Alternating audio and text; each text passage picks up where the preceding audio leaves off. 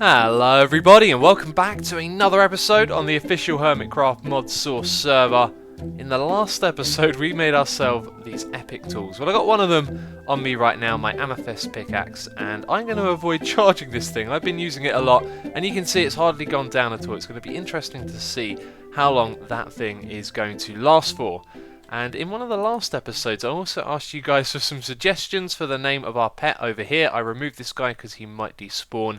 And some of you were saying to rename the safari net to rename the animal instead of using the name tag. I just called it an animal. It's not really an animal, it's more like a monster, a giant spider, which is an arachnid or something like that. I forget the name for spiders. Probably got the completely wrong one there. Apparently if you rename these, they won't make the mob despawn. So, no, that was a terribly worded sentence. They won't stop the mob from despawning, but a name tag will. So, are you now called Pyro? There we go. So, Pyro the Spider. We'll find a proper home for him eventually, but that is a really cool name. Thanks for suggesting that one. There were quite a few that I liked. But anyway, this episode, I'm not sure 100% what we're going to be doing, but I've actually been doing something in between episodes as well. I have a little project that I've started that I want to show you. So, if we go up over here, and actually, if we turn to our right, I've also built the corridor on this side now. This one is a lot longer than the other one. It's ready for all of our projects to be put in place. But if we go over to the other side, I've been doing something in between, and I think this is going to turn out really well. So down the end here, we have another room. Remember, this hallway is for projects that we don't need to go and check up on too much. So this generator setup over here is just something that runs around the clock, and this other thing that I'm building is going to be like that as well. It's going to be a sort of furnace array, smeltery, whatever you want to call it, and this is it right here. These are the alloy smelters. You can see they are still charging up. We've got 15 of these and they all have these upgrades which make them run very fast and give them a lot of RF to be stored. So I was investigating with these things and it turns out although they're alloy smelters they can work as furnaces as well. You can see they've got this furnace mode over here, and I played around with it and you can basically chuck in items like you normally would and then they would smelt them and put them on the other side. So I went into Creative World and started figuring out how all of this was going to work, as I always do. And this is the setup right here. It's actually really simple, as you can see. So at the top we have a chest. This is an ender chest. It's part of our group of 9 over there, and this one is for a furnace. You might have noticed that actually in the video that one of them had an extra sign on. So whenever we want to smelt something, we just chuck it in the ender chest over here. And actually if we pop down there and have a quick look, I've also hooked it up to my bags as well, so I can, wherever I am in the world, I can open my tool bag, I can grab the furnace and then chuck things in to be smelted. It's got this one down here. Now this is empty at the moment, it's going to be empty by default, so because of that I have detached it from our system at the back here, so it's never going to put items into there automatically. So when we chuck things in, it's going to come in at the top here, and we have a transfer node to send it to all of these different things. And I think what it's going to do when we put items in is split them up, because we don't have a stack transfer thing in there. I'm hoping it'll send one to each of these, because then if you put in 15 items, they're all going to be smelted really quickly by each of these. But we might need an upgrade to get it to send them in the correct order. It's going to be interesting to see how it does it. But then at the bottom what we have is a retrieval node. Now I can't remember if I've talked about these before or not, but these are like the opposite of transfer nodes. Where this takes items out of the chest and sends it somewhere, these ones look at the inventories and take items from them. So they work in the opposite fashion, which means this thing looks nice and neat. But whenever there's something available to be taken in the output part, you can see the bottom side here is the push, and that's down here. If we go to... oh, that's the wrong thing. What did I just do? Oh, I don't know what one it was on now. I think it was on that one, all smelting. We might actually want to put it on furnace only mode, but we'll see how it goes. So if we have a look at the bottom here, you can see we've got the push for the bottom inventory, so whenever something is finished smelting, this thing is going to take it from all of them, because it's connected up. And that is really cool, the retrieval node. This thing was actually made using the QED, which changes its name every time. Let's go over there and have a quick look. Every time you look at this thing and look away, it changes its name. And I think I said its name on camera, and then later on I looked at it and I thought that was something else earlier. So look, quite elegant device. If we look away and then come back, Quod Erat Demonstrandum. Oh my god. Quantum Entanglement Diviner. I love these names, that's great. And so on here, oh look, it's the first one as well. You can make the retrieval node, so not that expensive at all. Made one of those, and now that's going to retrieve all the items that have been smelted. For a second there, I thought that guy had despawned. He was just out of range. Right, so if we head back over here, the other thing to note is that this thing right here, the transfer node, can actually pass energy through these regular transfer pipes, and that's what it's doing at the moment.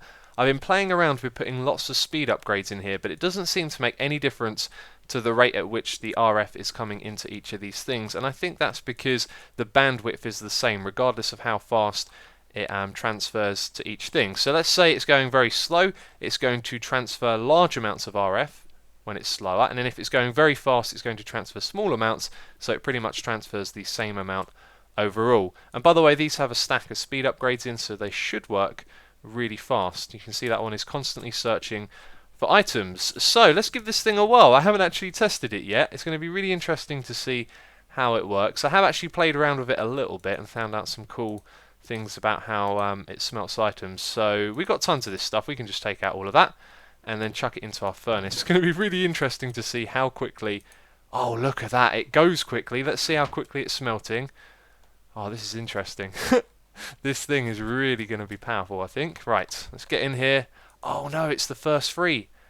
And that's actually working completely differently from how it was the other day.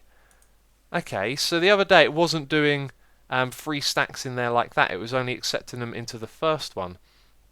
What happens if we put it on furnace mode only? Let's take all of that out. Chuck some back in at the top. Hasn't gone quite as smooth as I hoped it would. Okay, so when I was playing with this in creative mode, it would only allow 1 stack into the first slot, and it wouldn't allow any other types of items into other ones. And then if you had like the equivalent of this, the smooth stone down here, it wouldn't, losing my train of thought here, it wouldn't let you put anything else in at the top until that had been taken out. So it meant that any items that we put in here, it's not going to somehow go into one of these incorrectly and then stop it from working. But it looks like it's going to do it like that, and it hasn't distributed them all the way over to the edge here, which is a little bit of a shame because I was hoping that that would all get split up evenly and then it would smelt it all really quickly. But either way, you can see this thing is quite fast. Does look like it's going to eventually run out of RF, so we're going to need a bigger bandwidth for our energy at the back. But if it had spread out equally, then these ones over here would have been used. But if you think about it, if we have 15 of these running at once, then the way it distributes the energy to all of them is the same as if we just have one running, because this energy is going to go down and new energy is going to come into it from the back. And I keep calling it energy, I'm talking about RF. So we do need more bandwidth, and I'm not sure how to do that at the moment because the speed upgrade doesn't change the bandwidth of this thing. So its bandwidth is 10,000 RF, and I don't know how to make it bigger. But I've really rambled about this a lot, haven't I? That is the project right there. This chest down at the bottom, by the way, is the master sorting one, so all of those items that we have just smelted are going to go straight back into the system, which I thought would be the best way to do it. So if we look over here, we should see this number. There you go, it's slowly creeping up. So that's really awesome. That means when we need something smelted, we can just chuck it in here and it's going to come back into our system. So I've been doing research, and apparently the maximum bandwidth for these things right here is 32,000, but I have no idea how you upgrade it or anything like that. So what I've decided to do is to actually create more of these connections so we can have a bigger bandwidth overall. So over here we've got 4 of them spaced out, and the reason I did that is because these don't seem to work on these actual blocks right here. You can see this one is actually on the side of that bit right there. So we now have 3 on this thing over here, which should be more than enough power for it to use, although if we ever have to do some sort of mass smelting operation, it might actually bring this thing to its knees, because I don't think it's enough to actually charge it as it's using all of the power, if that makes sense. But another thing that I did, and it's right here, is I crafted one of these, a pseudo round robin upgrade. Now this thing, I couldn't quite understand what it actually does, but I think it just distributes the items in a different way to kind of send them around a little bit more. So I think what it does is it puts half of them into this, then half of them into the next one, half of them into that, as it goes around, or something along those lines, and you'll be able to see what I'm talking about when we put some items into the system. And I designed this room, by the way. I haven't really talked about that too much at all, have I? This thing, again, going with the limestone, kind of a bit dirty looking, but it's like a utility room, so I like it. I think it looks cool. Anyway, let's dump a load of items in the top here. We're going to put in some cobblestone, and you can see all of these things straight away have activated. So at the end here, we've got a little bit of cobblestone coming through, and then the closer to the middle we are, the more cobblestone there is. So it is kind of splitting it up, but it's not doing it in the smartest of ways. In fact, that's a little bit strange. That one's got 3 stacks. That one's got 1, then 20, and then, like the one on the other side, that one has quite a lot as well. I don't know how that works. It might have something to do with the break in the line over here. I did hear that it has something to do with how you space out things down the line as well. So I don't know 100% exactly what that does. If you do know, please do leave a comment and let me know. I'd love to know how that works, but it does seem to be doing the trick. It's getting items around to these ones on the side, and we now have plenty of power. We have a quick look here. You can see, oh, look at this. They're all fully charged. Maybe just the one at the end because it didn't get used as much. But that is good. We have made some definite improvements here. And let's move on to the next thing. So you guys provided me with a solution to our tree farm problem. In fact, only one comment got the answer that I understood. Well, it's possible that many of your suggestions would have worked, but there was one that clearly made sense when I read it, and so I decided to try it. And this thing right here now works. One thing I do want to do is move that energy node underneath the energetic infuser. So when I build these on the other ones, I will of course do that. But let's talk about how this works. So inside here we have this iron lumber axe, and when I first set up what I'm about to describe to you, it didn't work and I couldn't figure out why. And then I realized if you have a look at the lapis down there, that was quite important that that needed to be maxed out, because previously we'd only put one on there. So what we have right here is an item filter. This thing is inverted, so it's not going to take out the iron lumber axe that we have right there when it has full RF power. Now that thing had a different lapis level when I first made it, and that's why I had to put all the lapis on, because it wouldn't pull it out of the thing. Because it changed each time, the lapis level would go up. And you can see it also won't pull out sticks as well. So as soon as this thing gets used, it gets pulled out, put into the energetic infuser, and then this thing will pull it back round into our thing again. Our thing. Our autonomous activator. And so let's watch this in action. You can see that it works. So it's powered, and this is interesting because it doesn't always make its way back in when this block starts breaking again. So if this tree will grow quickly for us, let's have a look. It's not, oh look, the tree's grown, you saw it, and now this thing's gone back in. So it started breaking it when it didn't have this in its hand, but it works every time. And because that thing's so slow when it doesn't have an item in there, it means it's probably not going to mess up, basically. So this thing is now just going to work and do its thing, isn't it? There you go, you can see it charging up. It goes back in, and then that hasn't broken.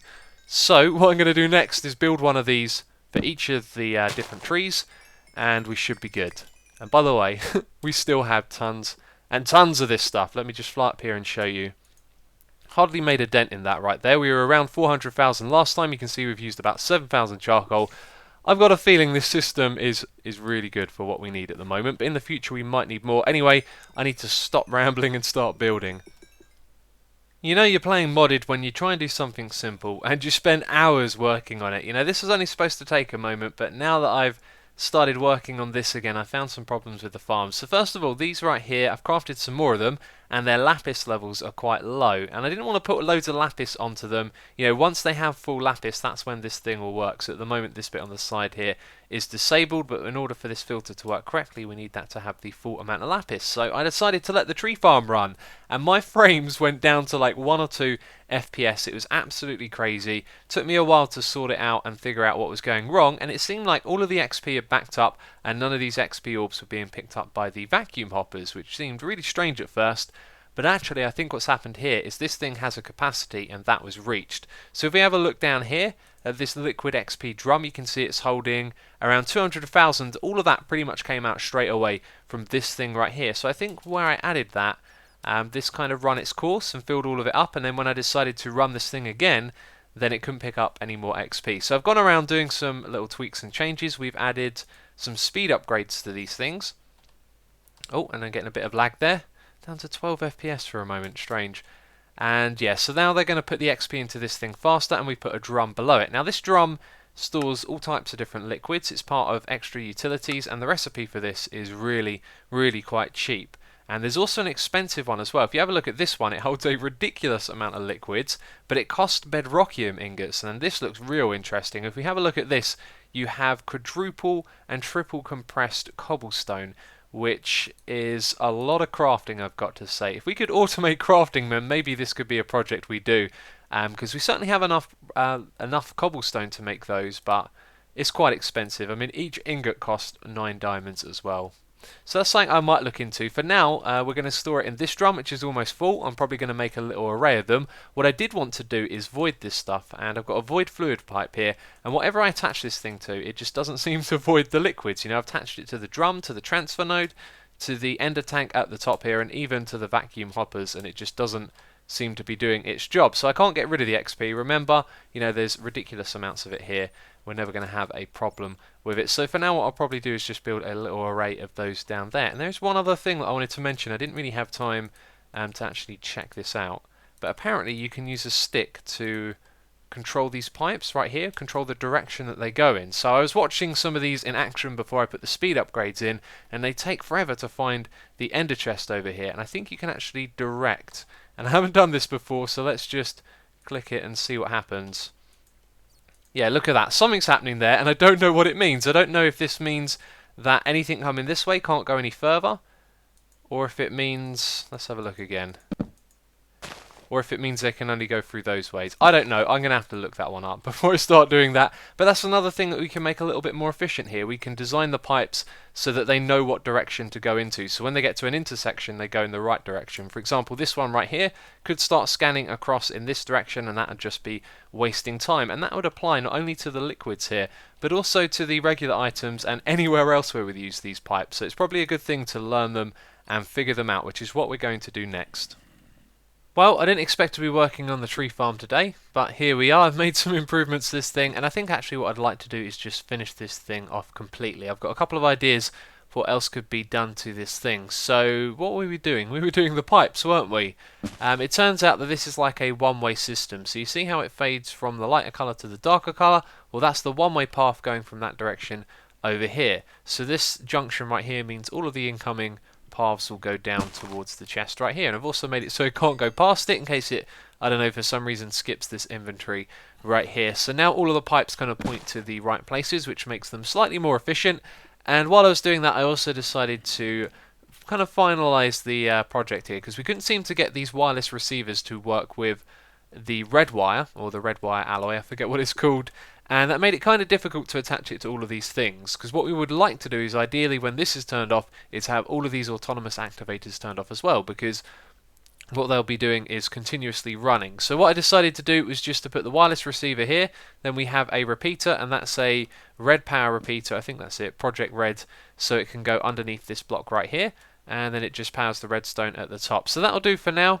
That works. And one other thing I wanted to mention, even though each of these iron lumber axes are kind of identical to one another, we have to reset the filter over here. This was made out of the one that we had first time round over there, and these ones now have all of the lapis. I decided to upgrade it because it was taking forever, and yeah, you just got to assign each individual one to the item filter. I am such a dummy. There was nothing wrong with the item filters at all. It took me a while to realise it, but I disabled this bit on the side so it couldn't take it out, and now all three of them are working perfectly, which is great. So up here I've set up a quarry. I've had a lot of trouble getting these to run lately, and DMAC fixed one for me earlier, and you can barely see this. Let's put down a torch on top of the pump. There we go. He changed over to this energy conduit, that's what it's called, and it works. It finished clearing that area over there. So then I go to set this thing up and it's not working. As always, when I set this thing up, it clears the first level over here and then it just stops. That's it. And I don't know what's changed, because I'm doing the exact same thing that I always have, but for some reason these things are just giving me a lot of pain and hassle at the moment. But the idea here is to clear out this area over on this side, and then we can have some space around all four sides of the tree farm to finally finish it. So Biff has been a good sport. He's come over here to check out the quarry, and look at this, he's got a jetpack. I was calling it rainbow farts, it kind of looks like it is. Oh, that is really cool. I wonder if that's customizable. I have no idea what that is on his back, but I need to find out. If there is one thing that I have learned, it is that these multi-blocks, or no, that's not it, micro-blocks or multi-part blocks, I think I've heard people call them, building with these do take a long time. It took me quite some time to make this nice and tidy. I removed all of the torches and replaced them with these glowstone slabs. They're not technically slabs, glowstone covers, that's the one. Yes, and then the rest of this didn't take any time at all because I used the builder's wand, which made it very nice and easy to put together. Now you'll notice that the bottom of this doesn't go down into the bedrock. It actually looked a little bit odd when I did that, because you have these edges sort of going up and down, and from a distance it looks really cool like that. So the finishing touch for this farm right here is actually to encase it all. What we're going to do is build some support beams or pillars or whatever you want to call them on the side, and then make some giant glass windows so you'll be able to see inside of this thing. But we're basically going to box the whole thing up so that the trees can grow inside a big contained area, and when it's done it's going to look real cool. In fact, this place looks awesome in the dark, doesn't it? Just standing out, kind of illuminating itself. Yes, anyway, I managed to get the quarry working, by the way. The problem was actually something that DMAC showed me. He showed me it earlier today, and then I completely forgot about it, and then XP came on and showed me. Somewhere over here, this stuff right here called algae. These blocks, basically, the quarries hate them, and it stops them from working. If they're in the area, for some reason, they have trouble with that. So whenever I do a quarry, I need to go up above and check to see if any of those algae are around, because that one was underground, and yet the algae up above was actually getting in its way. Which is a little disappointing, but I know that now, and hopefully I'll remember it, because I did forget right after DMAC told me. But anyway, that quarry has finished, which gave me, the space to do this down here. I've cleared up some of the leftover stone from around this area as well, and all of these torches look really derpy. I need to do something about that at some point, but for now, they're okay where they are. So that is all of our sand right there, and I'm not sure if this is enough to do all of the area down below. It'll probably be close, but basically what I'm doing at the moment is looking for an excuse to end this episode, because it is late here. These mods always just take so long to do, and I really wanted to finish this at the end of the episode, but I think actually it's something I'm going to have to do in between. Now, I've got a little bit of time to work on it, but there's no way realistically I'm going to be able to finish that, so that'll be a in-between episodes thing. What we're going to do to end this one off is put to use our furnace. We built this in the beginning of the episode, and now we're going to use it for the first time with an actual practical use. So we have tons of sand. How long will it take for all of this to get smelted? Look at that, it's all going into the machines. And, oh, that is different. I'm worried. That's all of my sand gone if that's so. Let's take that out of there, actually. Oh, God, no, it won't let me take it. Come back. There we go. Okay, right, so we've got some of it left over. That glass, actually, it hasn't been going round to the chest on the side here for some reason. I've been meaning to investigate that. So let's see if we can grab that quickly. Or is it all smelted? There we go, I got some quite clear glass. Let's see if we can put that in the chisel. If we can't, I'm kind of screwed for all of that glass, aren't I? Hopefully that stuff will be useful later on anyway. Let's have a look. Does it work with chisel? It doesn't. Oh no, I've just wasted all of the sand, which means I really do need to go and visit a desert. Well, this day... Good news, everyone. I asked the guys and they came to the rescue there. Turns out you can put it inside a regular crafting grid and turn it into normal glass, which is brilliant. That has been a lifesaver. That is it for this episode. As always, if you have enjoyed it, please do leave a like. It will always be appreciated. So as always, thank you very much for watching, and I'll catch you next time.